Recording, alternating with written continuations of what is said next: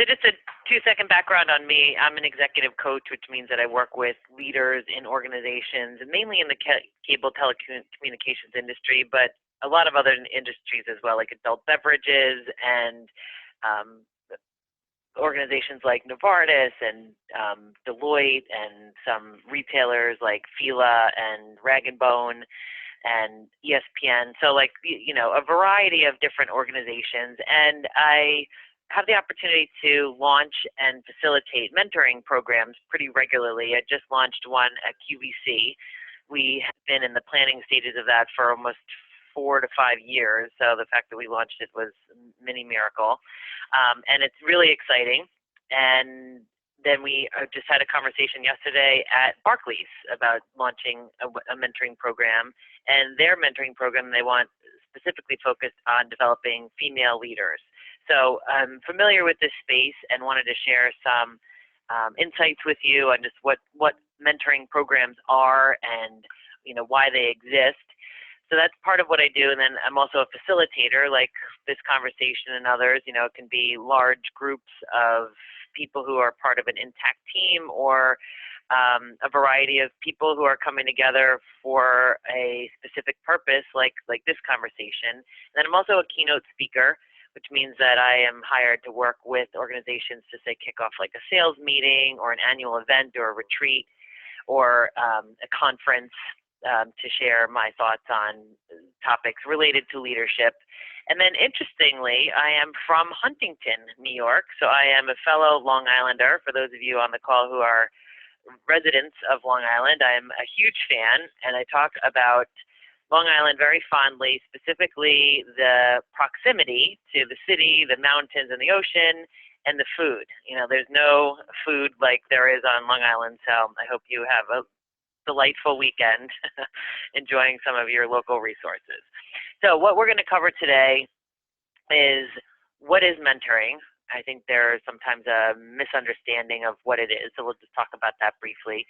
The difference between mentoring and then management, sponsorship, and other variations of one-on-one connections with people. And then what are the benefits of mentoring? Some of those are really obvious and common sense, and some are not so much. And then how do you find a mentor? I know that there isn't yet a mentoring program for the Long Island Women in Tech, but at the end of the call, I want to ask you about your interest in that. Both, you know, would you be interested in participating as a mentor and as a mentee? And then, you know, so what do you talk about in this meeting? And so we have some information around the introduction meeting when you're getting started in your partnership. Goal setting, you know, it's very important as the mentee to invest time and energy in setting clear, measurable goals. And then a couple of do's and don'ts and rules of engagement, and then why mentoring helps women leaders. And then the rest is going to be Q&A, but please jump in at any point when you have a question or a comment or, you know, personal experience with something that we're talking about.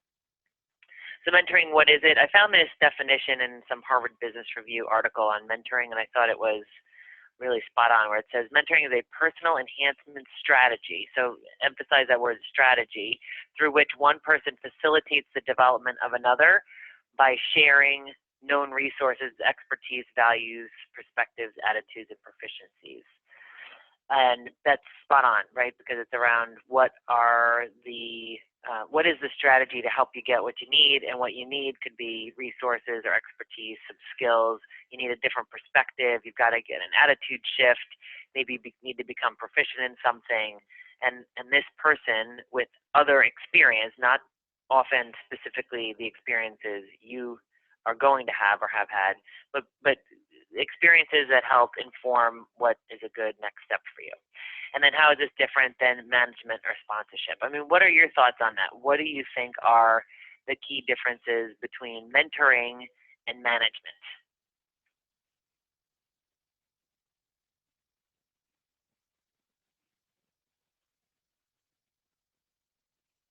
Anyone?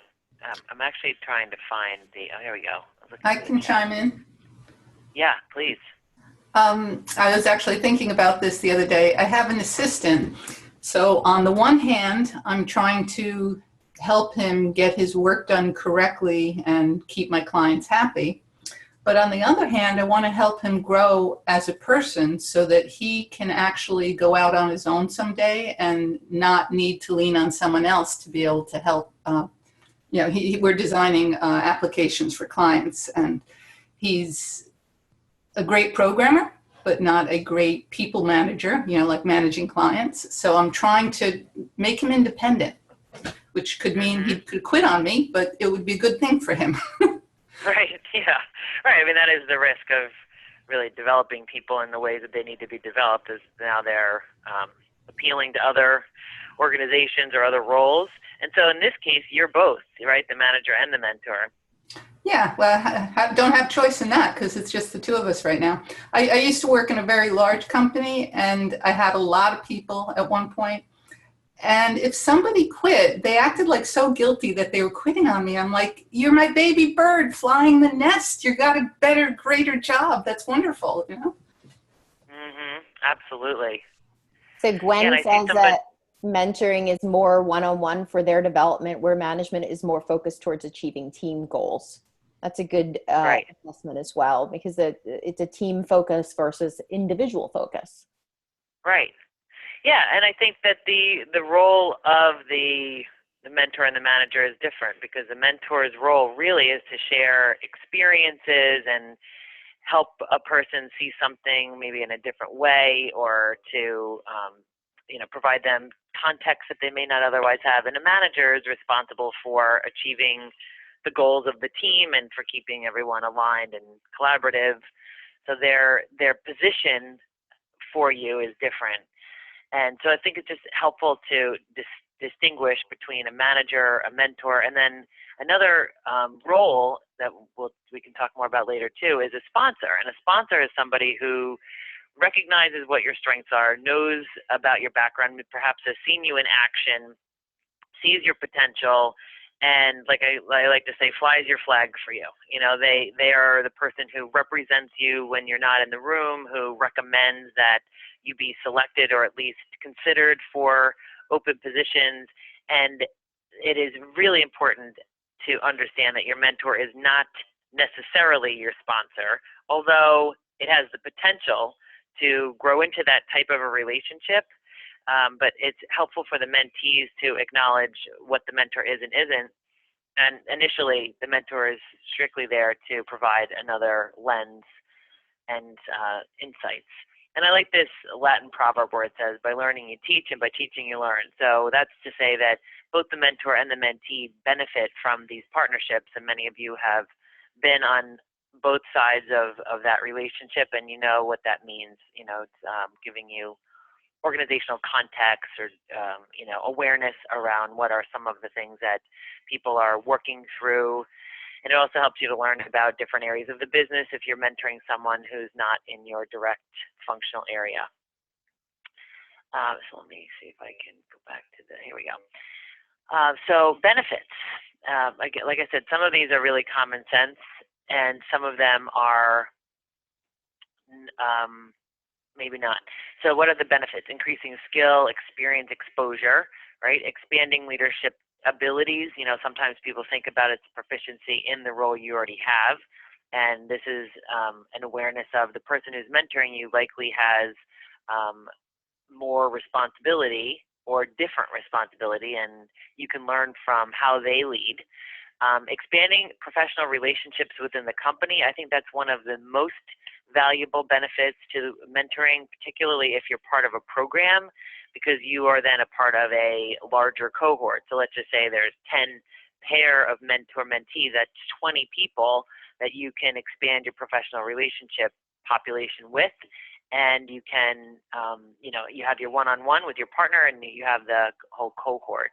A safe sounding board, confidentiality is a key component to effective mentoring, that you have an agreement on what's private and what isn't, and you as the mentee get the chance to share really straight from your heart and your head without a filter, without the filter of confidentiality.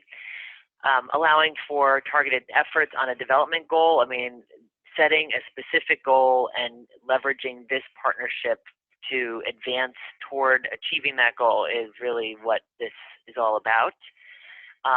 Extended role as a subject matter expert. So you might have the chance to get mentoring from someone who has taken whatever you're doing to the next level and help you master your craft. Invest in the career of others. That's for mentors and for mentees. You know, I think the mentees provide valuable insights and perspective for the mentors as well.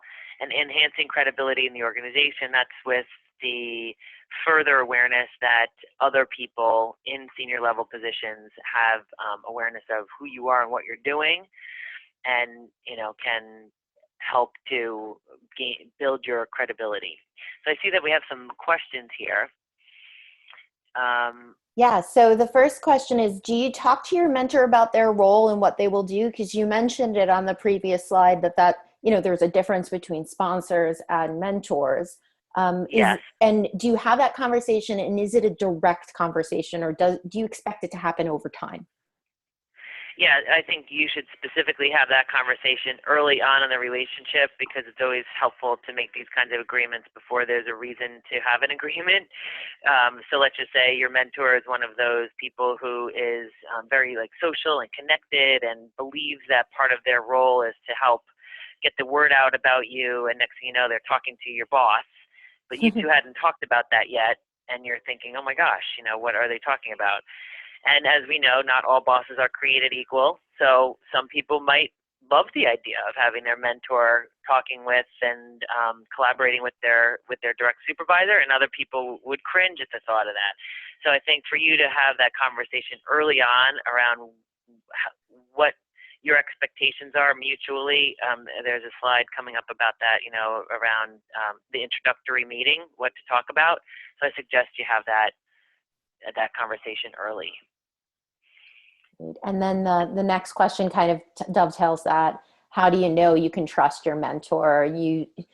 You state that that was supposed to say state. You state they are a safe sounding board, but I've experienced my mentor going back to my manager and oversharing private info. And I think you might probably answered some of how you do that, but is there certain things you're just not going to ever share with your mentor? Do you have to have a guard up at all times, or can you? I mean, I don't think so. And I think in a situation like that, either it was not clearly communicated early in the partnership that, you had the expectation that he or she would not speak directly to your manager, or they just went ahead and did that.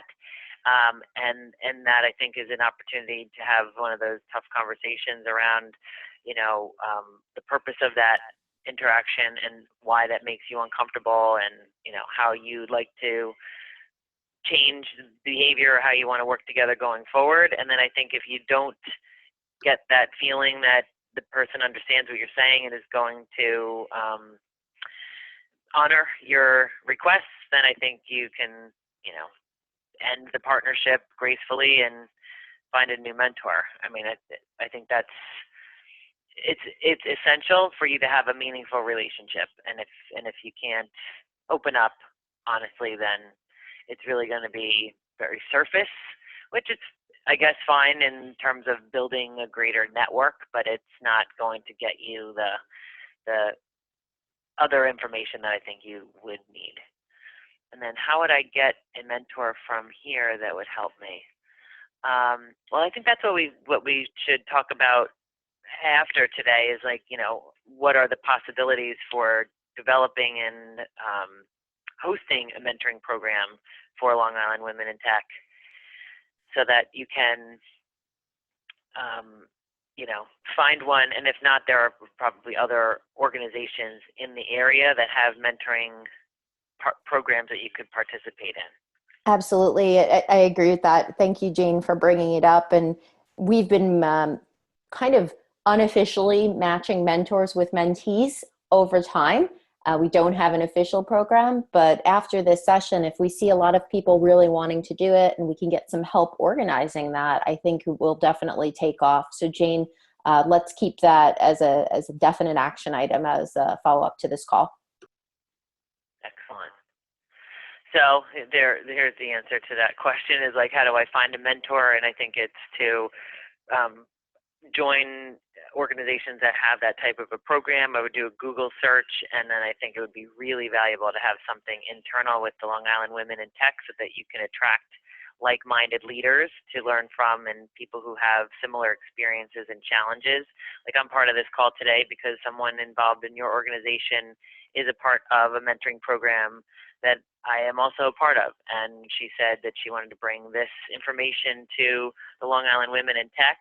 So, it's just like the ripple effect of leadership is when you find good resources and you know that it could benefit the people who are similar to you and you, and you make things happen. So I think, being a part of the committee and the organization of people who would help launch something would be really beneficial.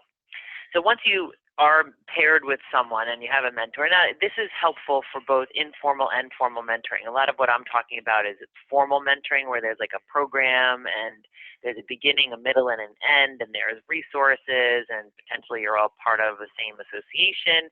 There's also informal mentoring, which I'm sure all of you have participated in. The people that you call for advice, it might be a former boss or a family member or a friend who's got experience that you can benefit from, or perhaps you've been the mentor for people informally that just drop by for a word of advice or some direction.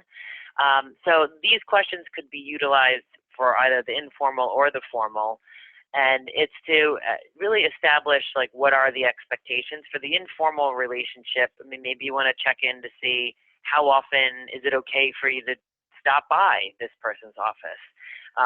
This conversation I was having with the head of HR for an organization earlier last week was talking to me about a woman who comes to her for mentoring, and she said, I'm done with her. She said she just doesn't listen. She nods, she takes notes, I think she's hearing me, and then she does the opposite of what we just talked about. And she said, so I'm going to have a candid conversation with her about, just basically finding another resource. So I think that's one of those things, like, they never discussed expectations of the relationship or of the follow-through, but the mentor had the belief that the mentee was going to change her behavior. So what are expectations of me, of you? What are the development goals? Like, what are the kinds of things that I want to work on? What challenges might we face in your development? Like, maybe it's about time. That's usually like the biggest barrier. It might be geography, like maybe you're in another country or another state, another time zone, even a different office. How are you going to mitigate those challenges? What do we value in a working relationship?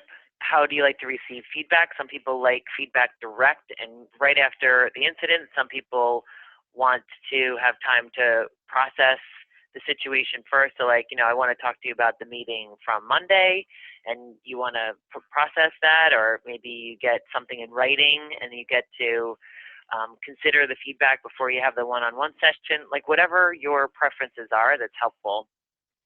What are your learning styles? Like, some people like to read, or they want analysis and data, or they want TED Talks or visuals. You're a visual learner, or you're experiential learner, like you want to see each other in action. So in that case, it would be helpful for you to maybe observe your mentor in action when it's appropriate, or to have him or her observe you in action. What should I know about you? I mean, that's a big question, but a good one. Like, maybe I'm a night owl, so you might get emails from me at midnight, or I am, my weekends are my private time, and they're my sanctuary and my sanity. So don't email me, or I'm a texter, or I would prefer we use social media, or I think we should never use social media. Whatever people, whatever your interests are, it's good to know. And then in interest in hobbies, I mean, there may be some other levels of connection that you have with your mentor that you never knew until you ask a question like that one. Do you have children or not? Do you like to travel or not? What are some things you enjoy doing that you may never get paid to do, but you just find really fun? Good things for you to talk about with your mentor. And then this is mainly for the mentees, when you're in the role of mentee, for you to be thinking about setting goals and working with your mentor specifically on those things, because there's nothing more frustrating as a mentor than to have a meeting with someone and they have no real agenda. Like, they don't really have anything specific they want to work on. They just kind of want to, I can't stand this term, pick your brain, but they want to pick your brain or they want to just like talk about whatever is on their mind. And that is great for a lot of relationships, like friendships, and colleague relationships. For mentoring relationships, in my opinion, they need to be very strategic and focused. So for you to think about what are your strengths and share this with your mentor. Like, these are the things I know I do really well, or the things I love doing, which is, I think, the proper way to explain strengths, something that strengthens you. What are your development needs? Like, what are some things that your manager or your colleagues have said, or what are some things you're just self-aware enough to know are potentially roadblocks or setbacks for you? What do you want to accomplish? Like, I really want to focus this next 6 months on X, or the next 3 months, or pick a time frame. What do you want to gain from this relationship or this program? So I think to be overt about that. And hopefully your answer to that question is not, I want a promotion, because that's another thing that is challenging for mentors, is to work with people whose exclusive purpose is to get promoted. And because a lot of mentors are saying, look, I'm not your direct manager, and I'm not even at this point your sponsor, so that's a tough expectation for me. So it's healthy to surface that early on.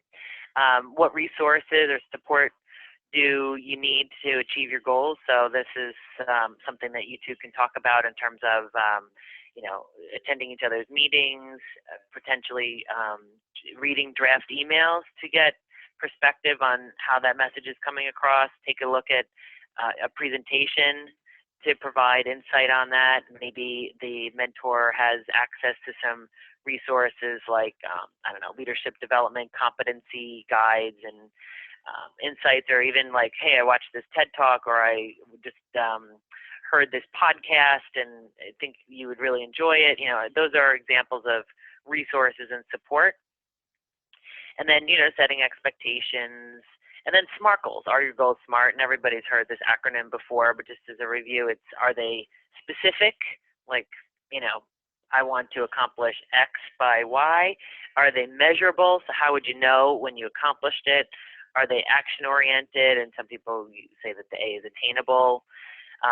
R is realistic. And then T is time-bound. So, for you to say, by the end of the year, by the end of December 2017, I want to accomplish this. That's a helpful way to challenge yourself to create your goals. So then do's and don'ts.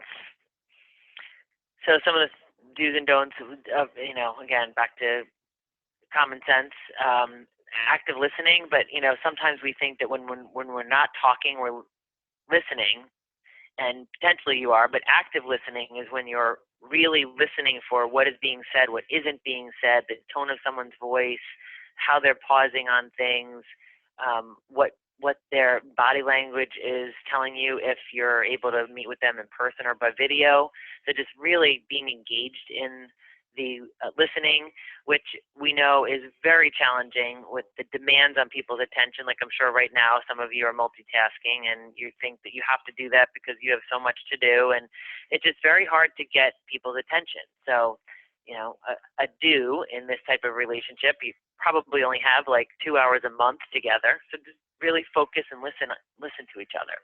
Support and facilitate networking, and it's called brokering, but that's really just like, I know somebody who might know somebody, or I've got this resource. So, connecting people that might be good to good combinations, or a need and a resource. Teach by example. I mean, this is for both sides. Practice what you preach, and if you say that you should deliver candid feedback, then be willing to deliver candid feedback. Beware of role conflict. So that, back to that question about the mentor speaking to the boss, that would be potentially a role conflict. Encourage and motivate. Try to push somebody out of their comfort zone. Ask like, what's possible? What would you be willing to do to accomplish that? Promote independence, which is, you're not partnering with this person to solve their problems. They don't need that, nor is that really beneficial to them. It's to help them, learn how to fish themselves. Celebrate successes. I think that's something we don't do enough of. It's like, even celebrating successes that the individual has accomplished before you even met her or him. So just acknowledging what has worked in the past, and then encourage reciprocity, which is to pay it forward. There's something very inherent in us as humans to reciprocate when we're given time, energy, resources, a spark. So, encourage the person that you're partnering with to pay it forward. And then the don'ts are a lot of the opposites, like, you're not fixing the problem, you're not taking credit, you're not taking over, you're not coercing someone, you're not losing oversight, your critical oversight or judgment, meaning you're not getting like emotional or attached to the situation, and clearly not condemning people. And then for the mentees, be willing to discuss your failures and successes. By discussing your failures, it's a sign of humility and vulnerability. So you're enabling people to be more vulnerable and upfront with you when you do that. Demonstrate interest in growth. You're there because you really want to develop, and that's encouraging to both sides. Demonstrate that you're willing to apply what you're learning. That you're also willing to identify professional development goals. You're also active listening. You're providing honest feedback back to your mentor. I think that's absolutely a two-way street, so that the two of you are co-creating this partnership together. Seeking ways to achieve the objective. So, you're going to take your mentor's advice, and then you're also going to come up with your own ways of making progress. And then being open. And then what not to do is, you don't have to know the answers, all the questions to ask. You don't have to look to your mentor for all the answers. These are things that I don't think anybody would really even do. But not to be passive in the relationship. And also, something that's not on this list but really important is not to, blame time for why things haven't gotten done. So if you haven't been able to get on your mentor's calendar, that is, I would say, the number one problem that I hear from all of the groups that I've worked with is it's hard to get on my mentor's calendar. And I think you've got to be really resourceful and, use their executive assistant if they have one, or, use your different communication tools like texting and emailing and setting appointments by inviting them with an agenda in there. And if all of that isn't working, then I think you've got to have a really candid conversation about how your mentor is prioritizing this relationship, and potentially either find a different mentor or find a different way to work with this person. Maybe it's their peak season and you've got to postpone your partnership until they're available. So, be willing to come up with a creative solution, but also recognize that it's your ball to carry down the field. This is determining rules of engagement. So, how are we going to work together? And this is a really important part of it. And every mentoring program, back to formal mentoring programs, will have some of this outlined as recommendations or even requirements. Informal mentoring, this is a tough one because the mentor may not want to commit to a certain amount of time.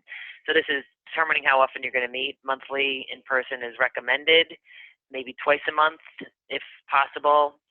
I usually go with the number of 2 hours a month, so that could be one really long meeting or 2 one-hour meetings or 4 30-minute meetings, however the two of you have to work things out. Determine how you're going to schedule things, and again, the mentee is responsible for that, and I recommend sending the calendar invite so everybody's clear on who's calling who and the timing and the location and everything else. And one-on-one meetings in person, I find, just tend to go longer, so I would say an hour when possible. 90 minutes is great if that's possible. All of my in-person coaching meetings are 90 minutes, and our phone meetings are 45 minutes.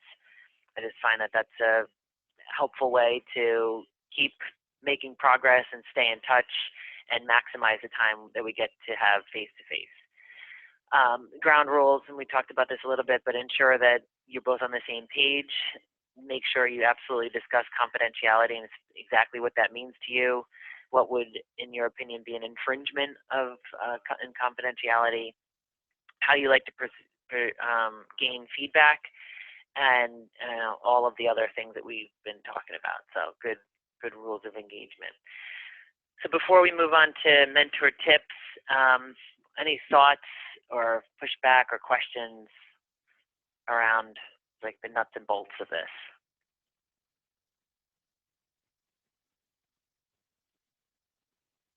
Just looking on the Zoom chat. Yeah, I just wanted to comment verbally that I was trying to type it out, but it was taking too long. This is great. I think as Long Island Women in Tech, we've been trying to put together a better formal program, but this really puts, I guess in my mind, an understanding that of what I should be expecting from my mentorship relationships as well. So I think I've experienced both ends of the negativity on mentoring, right? I've been a mentee and had a not so good experience. I've also been a mentor and had zero feedback from my mentee. So I think this is great. That's what I wanted to mention to you, Shannon. I don't have anything to add to it other than this really helps me. Before I set up a new relationship, whether it be either way, I'm going to review this because this will help me make sure that I'm setting it up for success. Mm-hmm. Yeah, excellent. I mean, there's more to it than you think, right? Because when you go into these relationships, you just think, okay, you're somebody who's got experiences that I don't have yet, and I'm someone who's growing and developing in my career, so we should just meet. And on some level, that is good enough, but I think it's really helpful when you can fine-tune some of these details early on in the relationship so everybody's clear.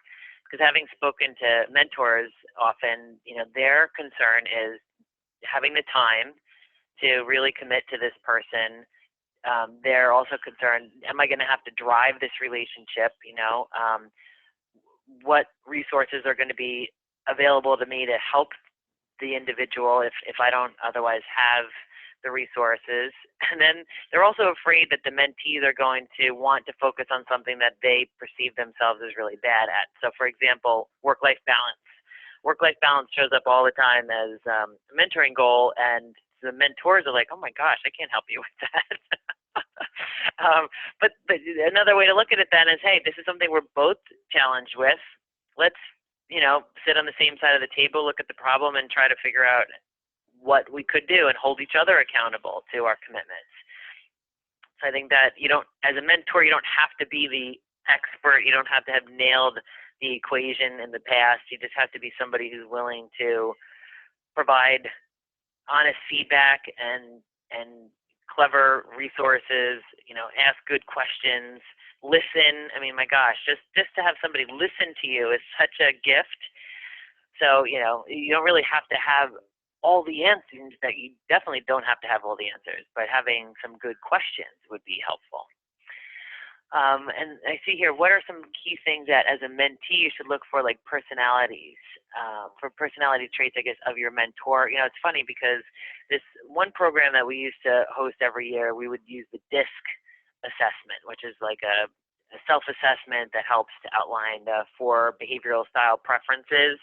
And we used to match people with the same style. And that was the first year. And then I thought, well, that's silly because you already, in a generic way, you already get that style because you are that style. It'd be best if we partnered people who have the opposite style so that you have to stretch yourself. So let's just say I'm highly analytical, and it would be best for me to partner with somebody who's like a driver and like results oriented and, kind of spontaneous, because that's totally not like me. So that way I get the chance to stretch myself and my how I communicate and how I explain things.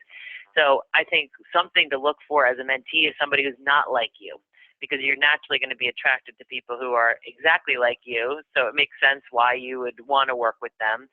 But they might have the same blind spots that you do, or they may not be able to challenge you in the same way someone who's quite different can do. Like I know the kinds of people I have to have in my work life to help me get stuff done or to also round out my point of view on different things.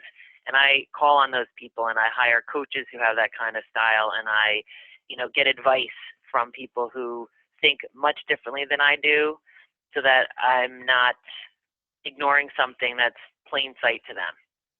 That would be my number one recommendation, is to find someone who's got a different style, and absolutely somebody who is volunteering to be your mentor. There are some situations where people are voluntold to be your mentor. I worked with this one organization where the CEO said, all of my direct reports are going to be mentors to people, and matched them.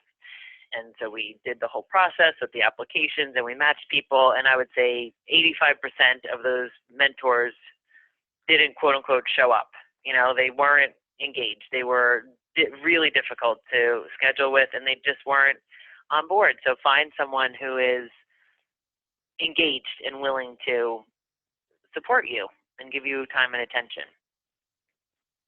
Good questions. All right, so a couple of tips.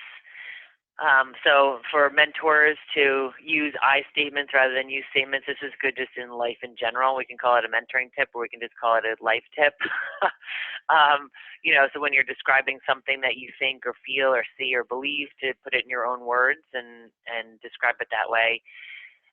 Speak precisely. So rather than saying, like, it seems like you have weak presentation, or it seems like you are really high level, or you seem to be really good with people. Those are all statements that are either, aiming to be helpful or just evasive, but they're not helpful because they're not specific enough. So challenge yourself to be as clear as you can be about what you're noticing and what kind of impact it's having on you, and then maybe even what recommendations you have on how they could do it differently.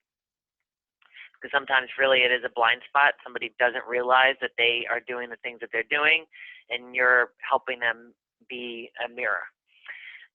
Remain considerate. I just think, my belief is if you're volunteering to be a mentor, this is kind of part of your DNA. But if it isn't, to be patient, to move at the mentee's pace, and also, it should also say in parentheses, push them if they're not willing to take a chance or try something new, and be careful not to speak down to them.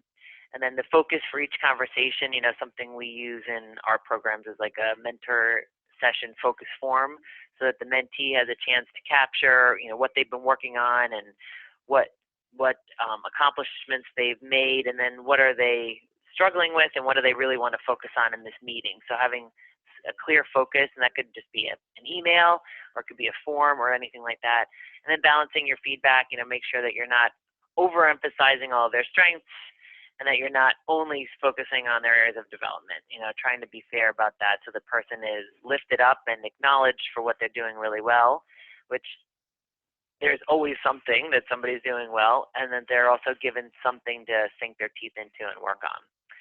So have a clear purpose. We've talked about that with the goal. Like, what is the goal of the feedback? What do I think they should change? Like, the way that I think about this when I'm mentoring someone is, like, how would I describe their behavior to someone else? Like, if I were, say, being called in for an interview or something. So if it's something I've observed and I've recognized is an opportunity for development, or something to embellish, like it's a strength that I think they could benefit from focusing on even more, then I capture that and try to play it back to the mentee. And then using the STAR method for analyzing feedback. I mean, some of you are familiar with this, some may not be. So the ST is either the situation or the task. So state the situation or the task, like what is the problem, the opportunity, the challenge. And then the A is action. So what was said or done to handle the situation, and then the result. What has changed for better or for worse? What is the impact or the consequence of having taken some action? So that's a helpful model, and you can just Google that if you wanted more information. So then tips is commit to the process by resisting temptation to interrupt. That's really hard to do. Just on that point, and I know we already talked about active listening, but it's also helpful to acknowledge that asking quality questions is a key component to beneficial partnerships. So asking great questions active listening. And sometimes when we ask these great questions, it requires some thought. And what we often do in that space of time of silence, which sometimes is like a millisecond, and sometimes it's, 3 seconds, but there's a space. You've asked this great question, like, what else could you try, or what's another way you could look at this, or what would you do if you weren't afraid, like some of our coffee mugs say, and that's a great question. And then somebody pauses and they're like, that's a good question, and they have to think about it. So in that gap of time, sometimes we answer our own question. We keep talking. And I think that we do that for a couple of reasons. One is we're impatient. 2 is we don't like the silence, so we want to fill the silence. 3, we don't really think that they're going to get to the quote-unquote right answer, so we figure we might as well give it to them. Or 4, we want to take them off the hook. We feel like we've asked a tough question and the person's grappling with it, and we want to help them. So what I've learned is people are really, really smart and resourceful, and they know there's a deeper wisdom that they may not even be conscious of. So when you ask that high quality question, you've got to have the discipline to stop and wait. So on my phone right now, I have the acronym WAIT, WAIT, and that stands for why am I talking? And if I'm talking because the person has said, really, I don't know, I need your help, please tell me, then fine. But if I'm talking because of any of those other reasons that I just mentioned, then I need to have the discipline to stop and let the person explore their own thoughts and come up with their own solution. So mentor or mentee, either side, practice that good listening and not interrupting. Being on time, of course, being responsible of people's time, and having a method if you are running late, maybe you text the person or something just so that you're being courteous. Reschedule in as much advance notice as possible. Things do come up, people's travel schedules change, meetings get booked, and, people aren't always thoughtful about that. So being mindful of people's schedules is always the right courteous thing to do. Check with and agree on confidentiality, and be honest. So let's open this up for the last 10 minutes on love the wait, right? Yes, so true. I'm telling you, it's on a Post-it note right now. I keep thinking, like, I constantly fill, gaps with words because I have a fear of silence, right? I'm doing it right now, I think. So I just wanted to mention to everyone on the phone, so that you could ask a question, you can absolutely unmute your line. If you go over to your bottom of your screen, you have a mute and unmute button. So you can unmute your line to ask your question, or you can ask a question in the chat. So there are multiple ways if you would like to ask Shannon a question. Hi, this is Samantha. Hi, Samantha. Hi. Hi, Shannon. How are you? Samantha said, great. How are you doing? Just a point, Samantha put this together. So thank you, Samantha, for getting this all set up. No problem. I'm very much, I'll give a quick overview. So the mentorship that Shannon mentioned that I'm in is part of Women in Cable Technology, and it has been an amazing experience for me. So I just wanted to share just 2 things that I've experienced over the years being in technology when it comes to mentorships. In the past, I've had leaders who have sort of taken me under their wing, and with the guise that it was a mentorship. But I've come to learn more recently that it really was more of a managerial arrangement with like a little extra fluff around the edges. It wasn't a true mentorship experience. So I think it's important that people do understand the difference between those 2 things, because the words can be used incorrectly. And knowing what you're expecting to get out of it, and knowing what that person is willing to contribute, I think that conversation will help you, and if it is in an informal situation, really be clear on, is this really a mentorship, or is this someone who's, trying to mold me into something specific? And the second thing, my other observation, is that I think the biggest value that I've gotten out of this particular experience was being able to be vulnerable in some sense, you know, being a little more open to sharing my true feelings, my true challenges, my true concerns, and having the trust with the mentor that they would respect my privacy. And because of that, I think our relationship was extremely successful. Mm-hmm. Excellent. Thank you. That's great. So I guess one of the questions I have is when you're, I mean, as Long Island Women in Tech, we want to put together a mentorship program. Obviously, I can Google and find out some information about programs like this. Does the program that you guys are a part of, is it a funded program by a specific organization?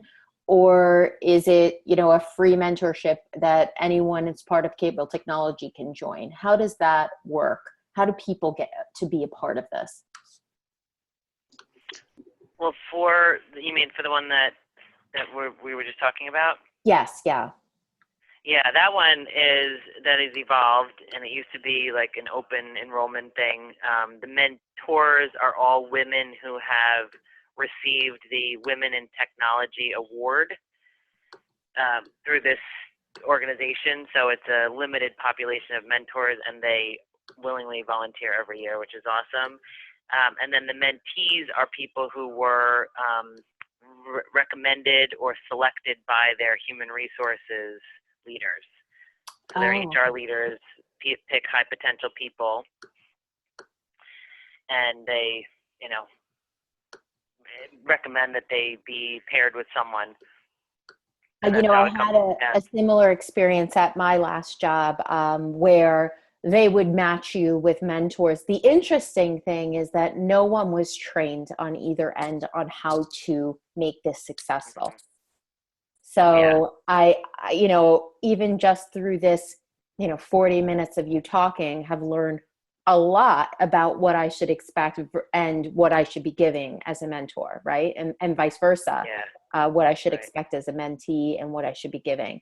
So I think that, you know, that's a huge benefit if you were to walk into a program like this, no matter where the program resides. It's just knowing what you should expect and what you should be giving. Yeah, perfect. Right.